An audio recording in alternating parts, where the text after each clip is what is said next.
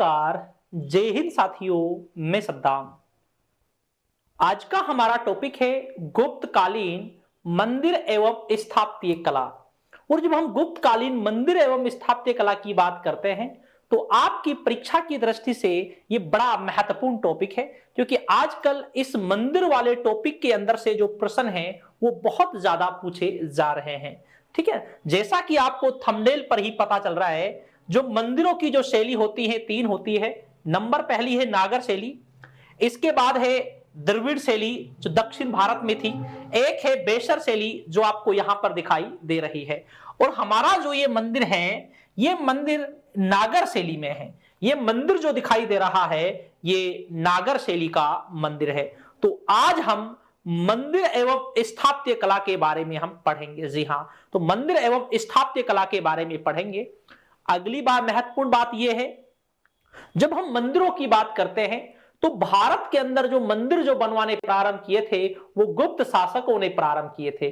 गुप्त शासकों से पहले भारत के अंदर मंदिर नहीं बनाए जाते थे। सबसे पहले गुप्त शासकों ने ही मंदिर बनवाए। और इन मंदिरों के प्रवेश द्वारों पर मकर वाहिनी अर्थात मछली, कूर्म वाहिनी अर्थात कछुआ का चित्र लगाया गया था। तो आज हम इसी टॉपिक के बारे में पढ़ेंगे जो आपकी परीक्षा की दृष्टि से भी बड़ा महत्वपूर्ण टॉपिक है। ठीक है, सबसे पहले हम थोड़ी बात कर लेते हैं। जो ये मंदिर है, मंदिर मुख्यतः तीन शैलियों में बनाए जाते हैं। जो ये मंदिर है, मंदिर मुख्यतः तीन शैलियों में बनाए जाते हैं। नंबर पहली है नागर शैली। और एक बात महत्वपूर्ण यह है, जो गुप्त शासकों ने जो मंदिर बनाए थे, मंदिर गुप्त शासकों ने नागर शैली में ही बनाए थे। जी हां, गुप्त शासकों ने जो अपने मंदिर बनाए थे वो नागर शैली में ही बनाए थे। नंबर दूसरी शैली है द्रविड़ शैली। और द्रविड़ जो शैली है, इस शैली के जो मंदिर बनाए जाते थे वो दक्षिण भारत में बनाए जाते थे। इनकी क्या क्या विशेषता थी तो उसके बारे में भी हम जानेंगे। ठीक है, अगला है हमारा बेसर शैली। तो मंदिर बनाने की मुख्यतः ये तीन शैली होती है। नागर शैली की बात करते हैं तो इस शैली में जो मंदिर बनाए गए थे वे उत्तर भारत में बनाए गए थे। किसमें बनाए गए थे? उत्तर भारत में बनाए गए थे। और जो उत्तर भारत के जितने भी ये मंदिर हैं, ये सारे के सारे मंदिर नागर शैली के हैं। कौन सी शैली के हैं? नागर शैली के हैं। जी हां, प्रवेश करते हैं मंदिर में, अर्ध मंडप होता है, फिर मंडप होता है, फिर अंतराल होता है, फिर गर्भगृह होता है जहां पर मूर्ति स्थापित की जाती है। इसके बाद हम बात करें द्रविड़ शैली। इस शैली के जो मंदिर थे वो दक्षिण भारत में बनाए जाते हैं। कहां पर बनाए जाते हैं? दक्षिण भारत में जो बनाए जाते हैं वो द्रविड़ शैली के मंदिर बनाए जाते हैं। इस शैली की एक जो मुख्य विशेषता है वो ये है कि जो इसका प्रवेश द्वार होता है वो बहुत ज्यादा ऊंचा होता है, जिसे गोपुरम कहा जाता है। इसके प्रवेश द्वार को गोपुरम कहा जाता है। और जो ये गोपुरम होता है बहुत ज्यादा ऊंचा होता है, जो मंदिर की जो छत होती है उसके बराबर होता है ये गोपुरम, जो दक्षिण भारत के मंदिरों की एक मुख्य विशेषता थी। ठीक है, इसके बाद है बेसर शैली। इस बेसर शैली में क्या किया जाता है? नागर प्लस द्रविड़ शैली को मिलाकर बनती है बेसर शैली बनती है। नागर प्लस द्रविड़ शैली को मिलाकर बनती है बेसर शैली। और हम बात करते हैं जो ये बेसर जो शैली बनती है, इसका जो आधार जो होता है वह नागर शैली में होता है, लेकिन जो ऊपर का जो हिस्सा जो होता है वो कौन सी शैली में होता है? द्रविड़ शैली में होता है। जी हां, जो आधार जो होता है वो इसका जो आधार होता है वो नागर शैली में होता है, और जो ऊपर का जो हिस्सा होता है वो द्रविड़ शैली में होता है। इस शैली को खच्चर शैली भी कहा जाता है। बेसर शैली को हम जब बात करते हैं तो इसे खच्चर शैली भी इसे कहा जाता है। म्यूल शैली, खच्चर शैली, क्योंकि जिस तरीके से जो एक खच्चर होता है, घोड़ा और गधे का जो बीच का जो होता है वो होता है, क्या होता है? खच्चर होता है। इसीलिए इसे खच्चर शैली भी इसे कहा जाता है। तो हम बात करें बेसर शैली का, हमें एक मंदिर मिलता है, वो मिलता है ग्वालियर का। जी हां, ग्वालियर का जो तेली मंदिर है, ग्वालियर का जो तेली मंदिर है वो बेसर शैली में ही बना हुआ है। कौन सी शैली में बना हुआ है? बेसर शैली में ही बना हुआ है। अब हम बात करें, जहां से आपके प्रश्न भी बहुत ज्यादा पूछे जाते हैं, हम यहां पर बातें करें। जो आपको ये दिखाई दे रहा है, जी हां, जो आपको यहां पर ये दिखाई दे रहा है, ये हमारा नागर शैली का मंदिर है। सबसे पहले हम जानते हैं ये हमारा कौन सी शैली का मंदिर है? नागर शैली का मंदिर है। और इसी शैली में, नागर शैली का मंदिर है। एक और महत्वपूर्ण बात, इसी नागर शैली में गुप्त शासकों ने अपने मंदिर बनवाए थे। जो गुप्त जो शासक थे उन्होंने इसी शैली में अपने मंदिर बनवाए थे। गुप्त वंश ने इसी शैली में मंदिर बनवाए गए थे। अब आपको जो ये दिखाई दे रहा है, समझना, हम बात करें जो ये प्रवेश द्वार है, प्रवेश द्वार से भी पहले जो होता है उसे कपोत कहा जाता है। क्या कहा जाता है? कपोत कहा जाता है। इन चीजों को आप इतना समझने पे ध्यान देना, कभी कभी आपसे इस तरीके से ये क्रम अनुसार भी ये पूछ लिया जाता है। क्या है? ये क्रम अनुसार भी आपसे ये पूछ लिया जाता है। शुरुआत में कपोत है। क्या है शुरुआत में? शुरुआत में कपोत है।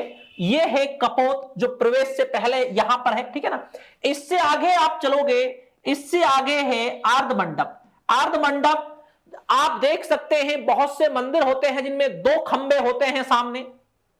प्रवेश करने से पहले जो दो खंबे होते हैं सामने, एक जो छज्जा टाइप का बना हुआ होता है, ग्रामीण संस्कृति में हम उसे छज्जा कह सकते हैं। जो एक छज्जा जो बना हुआ होता है उसे कहते हैं आर्ध मंडप कहते हैं। आर्ध मंडप से आगे जाने के बाद एक पूरा एक चार खंभों पर एक पूरा एक मंडप मिलता है। जी हां, एक पूरी एक छत मिलती है, उसे बोलते हैं मंडप बोलते हैं। यह मंडप है।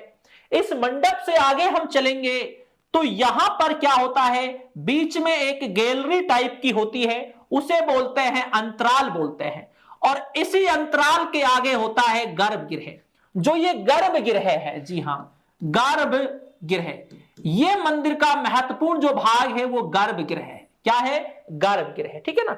अगली महत्वपूर्ण बात हम थोड़ा सा और भी इसे कनेक्ट करके समझ लेते हैं। हम बात करें जो स्तूप होता है, जो स्तूप होता है, स्तूप में होती है हार्मिका होती है।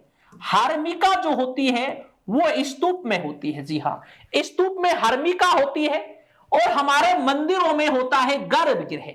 ये दोनों बड़े महत्वपूर्ण है, एक गर्भगृह और एक हार्मिका। जो ये हार्मिका होती है, यहां पर महात्मा बुद्ध से संबंधित, यहां पर महात्मा बुद्ध से संबंधित, यहां पर महात्मा बुद्ध से संबंधित उससे संबंधित जो उसके कोई चीज होती है, कोई धातु होती है, बाल होता है, दांत होता है, नाखून होता है, या जो चीजें भिक्षा पात्र होता है, जो चीजें महात्मा बुद्ध ने काम में ली हो, उनको रखा जाता है हार्मिका के अंदर। और जब हम बात करते हैं जो ये गर्भगृह है ये वाला, इसके अंदर मूर्ति को रखा जाता है। किसको रखा जाता है? इसके अंदर रखा जाता है मूर्ति को। इस गर्भगृह के अंदर मूर्ति को रखा जाता है। जब इस गर्भगृह के अंदर मूर्ति को रखा जाता है, और इस गर्भगृह जहां पर मूर्ति को रखा जाता है, हम थोड़ा इसे समझें। यह है गर्भगृह है। जी हां, यह गर्भगृह है जहां पर मूर्ति रख रखी है, और इस मूर्ति के चारों ओर गैलरी होती है। इस मूर्ति के चारों ओर होती है गैलरी, जहां से इस मूर्ति को घूम कर देख सकते हैं, जहां से इस मूर्ति को घूम या फिर कर देख सकते हैं। जी हां, मूर्ति को घूम फिर कर देखने के लिए जब हम बातें करते हैं तो वहां पर क्या होता है, वहां पर होता है एक चौक टाइप का होता है, इसे बोलते हैं परिक्रमण बोलते हैं। क्या बोलते हैं? परिक्रमण बोलते हैं। जो ये चौक टाइप का होता है जहां से मूर्ति को घूम कर देखते हैं, उसे बोलते हैं परिक्रमण बोलते हैं। क्या बोलते हैं? परिक्रमण बोलते हैं, जो इस गर्भगृह जो मूर्ति के चारों ओर होता है। ठीक है, अगली हम बातें करें, और वैसे ही स्तूप में क्या होता है? हर्मिका होता है। अब आप आगे देखेंगे, ये जो है ये है शिखर है। ये क्या है? शिखर है। और हम बात करें शिखर युक्त मंदिरों के बारे में, हमें गुप्त काल में हमें जानकारी प्राप्त होती है। शिखर युक्त मंदिरों के बारे में भी हमें जानकारी प्राप्त होती है। ठीक है, इसके बाद हम बात करें, यहां पर क्या होता है? कलश होता है। ये पीतल या तांबे का एक कलश होता है, और उसके ऊपर होता है ध्वज लगा होता है। ध्वज जो है उस कलश के ऊपर लगा होता है। और हम बात करें इस कलश से नीचे जो आपको ये दिखाई दे रहा है, इसको बोलते हैं आमलक बोलते हैं। जो एक डिजाइन टाइप का होता है उसे आमलक बोलते हैं, ठीक है ना। और जो ये इससे गर्भगृह जो यहां पर नीचे होता है इसे जगती कहा जाता है, और ये जो है ये खंबे से लगे हुए इसे जंगा कहा जाता है। लेकिन जो महत्वपूर्ण जो है आपके लिए ये ऊपर का जो हिस्सा है ये बड़ा महत्वपूर्ण है, क्योंकि यहां से प्रश्न बहुत ज्यादा पूछे जाते हैं। और ये हमारा जो मंदिर है ये हमारा नागर शैली का मंदिर है। कौन सी शैली का मंदिर है? नागर शैली का। जहां पर मूर्ति स्थापित की जाती है उसे कहते हैं गर्भगृह। क्या कहते हैं? गर्भगृह कहते हैं। और इस गर्भगृह के चारों ओर गैलरी होती है जहां से मूर्ति को देख सकते हैं, उसे बोलते हैं परिक्रमण। क्या बोलते हैं? परिक्रमण बोलते हैं। जैसे मूर्ति के 7 चक्कर लगाना, 11 चक्कर लगाना अपनी अपनी आस्थाओं के अनुसार जैसा लगाया जाता है, ठीक है ना। अब हम बातें करें, ये इस तरीके से मंदिर है, नागर शैली का मंदिर है। गुप्त शासकों ने भी नागर शैली के ही मंदिर बनवाए थे, ठीक है। इसके बाद हम बातें करें, इसके बाद हम बात करें जो ये गुप्त शासक है, जी हां गुप्त शासक। जब हम गुप्त शासकों की बात करते हैं, इन गुप्त शासकों ने मंदिरों के प्रवेश द्वार पर, जी हां मंदिरों के प्रवेश द्वार पर इन्होंने मूर्तियां लगाई थी मकर वाहिनी, और इन्होंने कूर्म वाहिनी की मूर्तियां प्रवेश द्वारों पर लगाई थी। अब बात है ये मकर वाहिनी और कूर्म वाहिनी क्या थे, किसके प्रतीक थे, और इनकी मूर्ति क्यों लगाई गई थी, ये प्रश्न हमारे दिमाग में उठता है। हम बात करें जो मकर वाहिनी है ये मछली की मूर्ति है। किसकी मूर्ति है? मछली की मूर्ति है। और ये जो प्रतीक है ये गंगा का प्रतीक है। किसका प्रतीक है? गंगा का प्रतीक है, गंगा नदी का। कूर्म वाहिनी की हम बात करते हैं तो ये कछुआ की मूर्ति है। किसकी मूर्ति है? कछुआ की मूर्ति है। और ये प्रतीक किसका है? यमुना नदी का। किसका प्रतीक है? यमुना नदी का। तो हम ये कह सकते हैं सर्वप्रथम गुप्त शासकों ने ही गंगा और यमुना नदी की इन्होंने पूजा पाठ करना इन्होंने प्रारंभ किया था। जी हां, तो इन्होंने गंगा और यमुना नदी का इन्होंने पूजा पाठ करना इन्होंने प्रारंभ किया था। क्या किया था? प्रारंभ इन्होंने किया था, ठीक है। अब हम बातें करें, ये इनके प्रवेश द्वारों पर मूर्तियां थी। जी हां, प्रवेश द्वारों पर मूर्ति थी। और हम बात करें जो हम बात करते हैं कि जो वो विष्णु महेश, वो जो हमें पता चलता शिव है, विष्णु है और महेश है, ठीक है ना। शिव, विष्णु और महेश। शिव, वैष्णव, ब्रह्मा,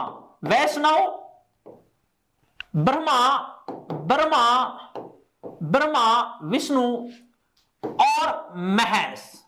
और महेश अर्थात शिव। जो हमें ये पता चलता है ब्रह्मा, विष्णु और महेश, इसका जो प्रचलन जो होता है वो भी किस समय होता है? वो भी गुप्त काल में होता है। ब्रह्मा, विष्णु और महेश, इन तीनों की जो तिगड़ी जो है, इनकी जो मूर्तियां जो बनती है वो भी कौन से समय बनती है? गुप्त काल में इनकी तिगड़ियां चलती है।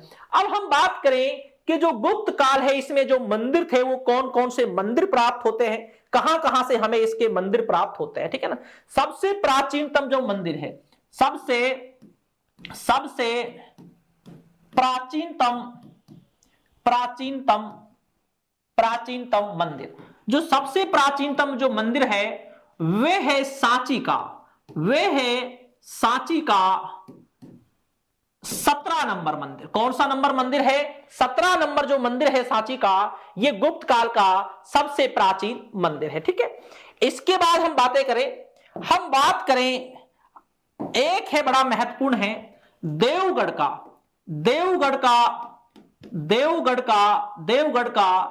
10 अवतार मंदिर। कौन सा है? 10 अवतार मंदिर। यह मंदिर बहुत प्रसिद्ध मंदिर है, जी हां।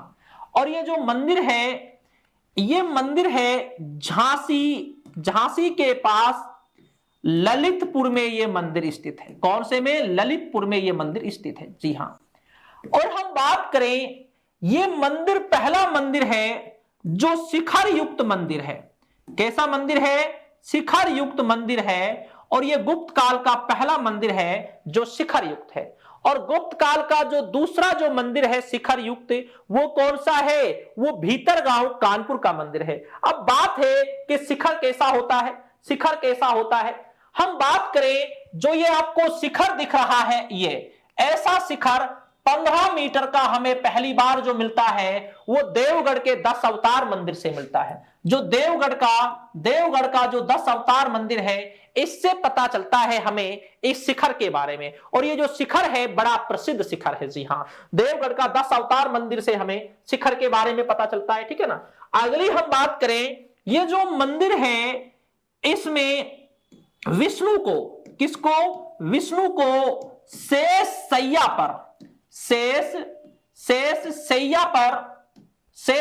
पर विश्राम करता हुआ दिखाया गया है। क्या करता हुआ दिखाया गया है? विश्राम करता हुआ दिखाया गया है शेष सैया पर। हम बात करें जो सांप का जो फन है, जी हां, हम बात करें कि जो सांप का जो फन है, सांप के फन पर विष्णु जी को विश्राम करते हुए दिखाया गया है। जी हां, बिल्कुल गीता जी, सांप के जो फन है उस पर विष्णु को विश्राम करते हुए दिखाया गया है। बड़ा महत्वपूर्ण है, बड़ा महत्वपूर्ण है। सांप के फन पर विष्णु को विश्राम करते हुए दिखाया गया है। अगली हम बात करें, इसकी दीवारों से, किससे? दीवारों से, इसकी दीवारों से हमें जो पता चलता है रामायण, जी हां, इसकी दीवारों से हमें पता चलता है Ramayan,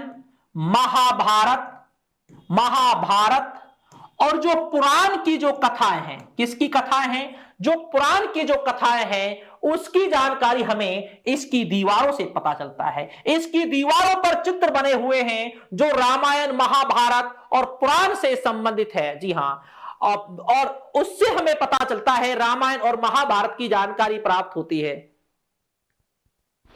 yes yes yes yes, बिल्कुल, लक्ष्मी जी पैर दबा रही है। बिल्कुल, जब शेष सैया यहां पर लक्ष्मी जी पैर दबा रही है। बिल्कुल गीता जी सही बोला। अब हम बात करें, और हमें यहां से नर नारायण, किसकी? हमें यहां से देवगढ़ के 10 अवतार मंदिर से नर और नारायण की मूर्तियां भी प्राप्त होती है। जी हां, नर नारायण की हमें यहां से मूर्ति भी प्राप्त होती है। क्या प्राप्त होती है? मूर्तियां भी प्राप्त होती है नर और नारायण की। अगली बात, आपको मालूम है जो ये भरतपुर का जो इस एरिया है, जो ब्रज है, यहां पर कृष्ण लीलाएं भी चलती है। क्या चलती है? कृष्ण लीला।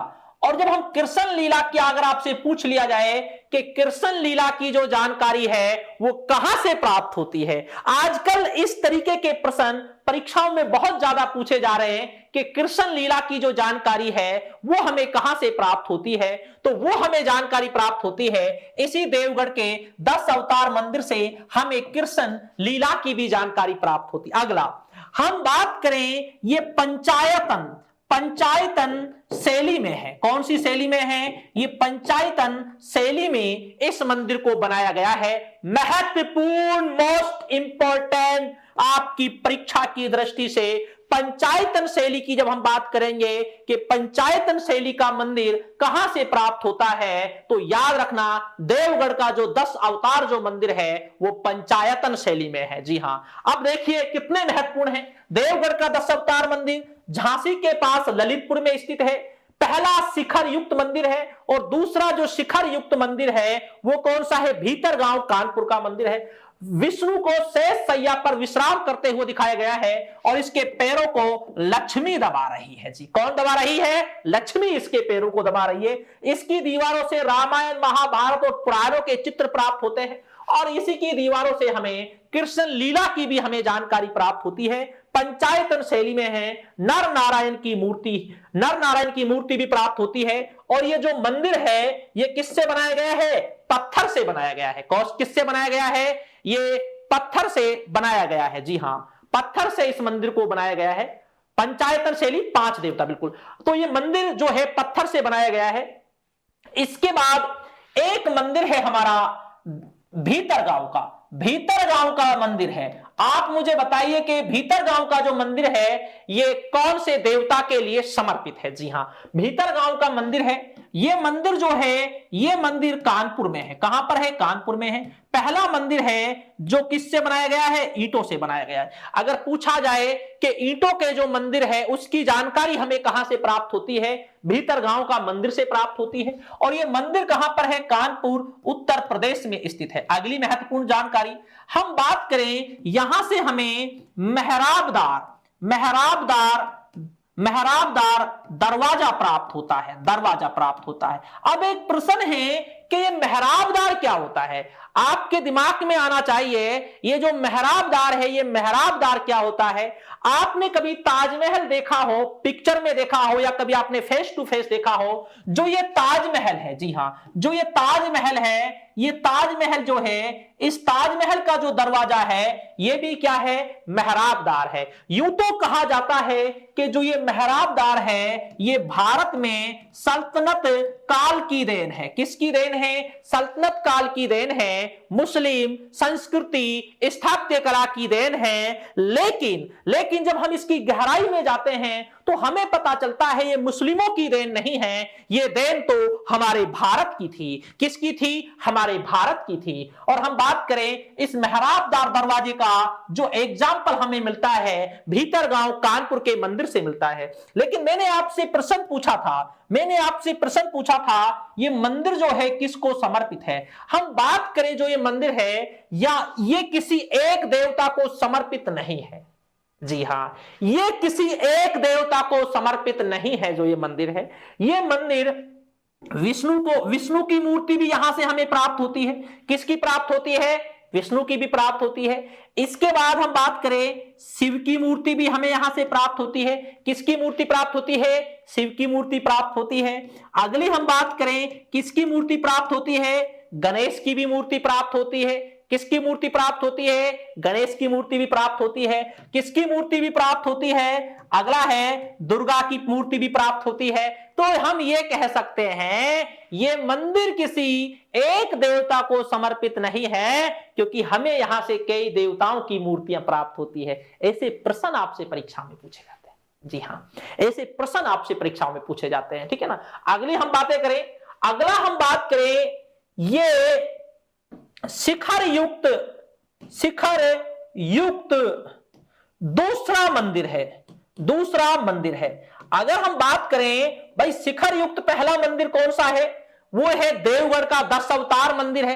कौन सा मंदिर है? देवगढ़ का 10 अवतार मंदिर है। लेकिन अगर हम पूछें, जी हां, देवगढ़ का 10 अवतार जो मंदिर है वो शिखर युक्त पहला मंदिर है। लेकिन दूसरा मंदिर जो है शिखर युक्त, वो कौन सा है? भीतरगांव कानपुर का मंदिर है। जी हां, कानपुर का मंदिर है। और ये ईंटों से बनाया गया है। किससे बनाया गया है? ईंटों से बनाया गया है। ये महत्वपूर्ण है। एक बार नहीं, अनेकों बार ये परीक्षाओं में आया हुआ है। ईंटों से जो मंदिर बनाए जाते हैं, केवल गुप्त काल में 2 बनाए जाते हैं। वो भी मैं आपके लिए समझा देता हूं। एक तो भीतरगांव का मंदिर है, नंबर दूसरा है सिरपुर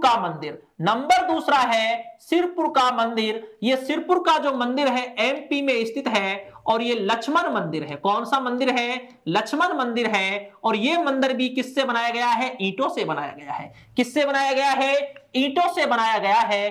केवल गुप्त काल में 2 ही मंदिर हैं जो ईंटों से बनाए गए हैं। बाकी जो सभी जो मंदिर हैं वो किससे बनाए गए? वो पत्थर से बनाए गए। किससे बनाए गए हैं? पत्थर से बनाए गए हैं। तो ये इसके अंदर जो महत्वपूर्ण जो चीजें हैं वो ये चीजें हैं इसके अंदर। जी हां, इसके बाद हम बातें करें, जी हां, इसके बाद हम बात करें, अगला है, छोटे छोटे मंदिर हैं लेकिन फिर भी आपके लिए जानना वो बेहद जरूरी है। ठीक है ना। हम बात करें तिगवा का विष्णु मंदिर। आपसे कैसे पूछा जाता है भाई, तिगवा में कौन सा मंदिर है? तिगवा कहां पर स्थित है? ऐसे मिलान वाले प्रश्न बहुत ज्यादा पूछे गए। तिगवा का जो मंदिर है वो विष्णु मंदिर है। कौन सा मंदिर है? विष्णु मंदिर है तिगवा का। कहां, कौन सा मंदिर है? विष्णु मंदिर है। ठीक है ना। इसके बाद हम बातें करें, ये कहां पर स्थित है? ये जबलपुर एमपी में स्थित है। कहां पर स्थित है? जबलपुर एमपी में स्थित है। ऐसे प्रश्न आपसे परीक्षाओं में एक बार नहीं, अनेकों बार आप लोगों से ऐसे प्रश्न पूछे जाते हैं। एक बार नहीं, अनेकों बार आप लोगों से ऐसे प्रश्न पूछे जाते हैं। जी ठीक है ना। इसके बाद हम बातें करें, एक है भूमरा का शिव मंदिर, भूमरा का शिव मंदिर। आप मुझे बताइए कि भूमरा का जो शिव मंदिर है, यहां से क्या क्या जानकारी प्राप्त होती है? जो भूमरा का जो शिव मंदिर है, इससे हमें क्या क्या जानकारी प्राप्त होती है? जी हां, भूमरा का शिव मंदिर। और जो भूमरा का जो शिव मंदिर है, जो एक शिव, एक पार्वती वाला भी है, ठीक है ना। मुख्य तो ये शिव मंदिर है जी, अगर आपसे पूछा जाए तो मुख्य तो ये शिव मंदिर है जो भूमरा का है। हम बात करें भूमरा के शिव मंदिर से क्या क्या प्राप्त होती है हमें, हम बात करें यहां से हमें रत्न जटित मुकुट प्राप्त होता है। क्या प्राप्त होता है? मुकुट प्राप्त होता है। कैसा? रत्न जटित मुकुट प्राप्त होता है। और हम बात करें शिव की जटाओं में, किसमें? जटाओं में लंबी लंबी जटाएं हैं, जटाओं के बीच में आर्ध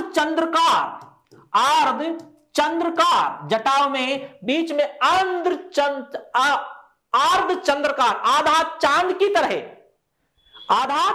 की तरह और ललाट त्रिनेत्र प्राप्त होता है। क्या प्राप्त होता है? त्रिनेत्र प्राप्त होता है। एक हीरे की तरह लगा हुआ है, इसलिए 2 आंख शिव की है और एक वो हीरा है, और तो ये टोटल 3 आंख हो जाती है। कितनी आंख हो जाती है? 3 आंख हो जाती है। जी हां, जब ये 3 आंख हो जाती है तो इसे त्रिनेत्र भी कहा जाता है। क्या कहा जाता है? त्रिनेत्र कहा जाता है। जी हां, महत्वपूर्ण है, त्रिनेत्र कहा जाता है। एक हीरे वाली आंख को भी इससे जोड़ लिया जाता है, ठीक है ना। अब बात है कि जो ये भूमरा का जो शिव मंदिर है, इतना महत्वपूर्ण मंदिर है, यह भी कहां से प्राप्त होता है? हमें एमपी से प्राप्त होता है। कहां से प्राप्त होता है? एमपी से प्राप्त होता है भूमरा का शिव मंदिर। जी हां, एमपी से हमें यह प्राप्त होता है। इसकी लंबी लंबी जटाएं हैं, जटाओं के बीच में अर्ध चंद्राकार प्राप्त होता है, और यहां पर त्रिनेत्र जो है, त्रिनेत्र हमें यहां से 3 नेत्र आंखें प्राप्त होती हैं। जी ठीक है। इसके बाद हम बातें करें नाचना कुठार का पार्वती मंदिर, नाचना कुठार का पार्वती मंदिर। आपके पास प्रश्न कितना आता है? नाचना कुठार का कौन सा मंदिर था? आपके पास प्रश्न पूछा जाता है, केवल यहां तक पूछा जाता है परीक्षाओं में, नाचना कुठार का कौन सा मंदिर था? नाचना कुठार का कौन सा मंदिर था? तो नाचना कुठार का जो मंदिर था वो कौन सा था? वो कौन सा मंदिर था? पार्वती का मंदिर था। अब ये कहां पर है? अजायबगढ़। कहां पर है? अजायबगढ़ एमपी में स्थित है। कहां पर स्थित है?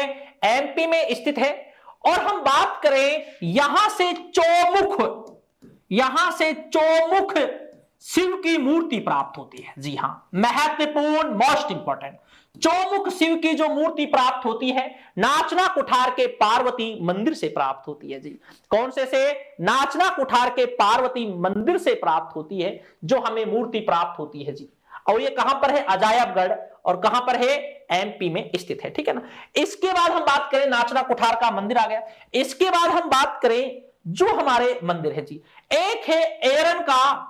एरन जो है, एरन कहां पर है? सागर में है, ठीक है ना। और एरन का जो मंदिर है वो विष्णु मंदिर है। कौन सा मंदिर है? विष्णु मंदिर है। और विष्णु मंदिर हमें कहां से प्राप्त होता है? एरन से प्राप्त होता है। जी कहां से प्राप्त होता है? एरन से हमें विष्णु मंदिर प्राप्त होता है, ठीक है। तो ये जो मंदिर है ये महत्वपूर्ण मंदिर है। इसके बाद हमें कुछ जानकारी ऐसी भी प्राप्त होती है, उदयगिरी का नाम आप लोगों ने सुना होगा। यहां पर वीरसेन